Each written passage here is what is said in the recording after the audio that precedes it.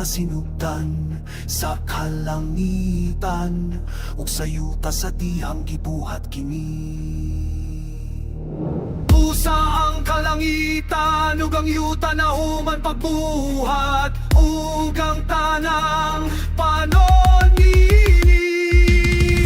Kini mao ang mga sinugdan sa kalangitan, ug sa yuta sa dihang gibuhat kini. Usa ang kalangitan, ug ang yuta na human pagbuhat, ug ang tanang panon ini. Ug sa ikapito nga adlaw, natapos sa Diyos ang buhat, ngayang gihimo, ug mipahulay siya.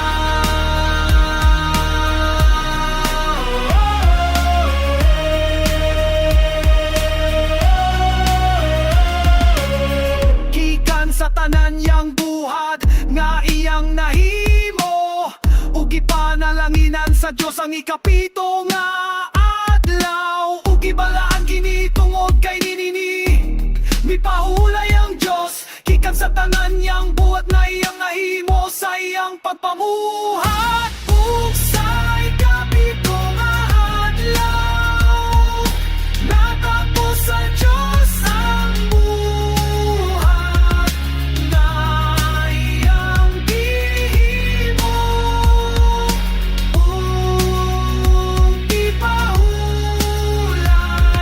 siya.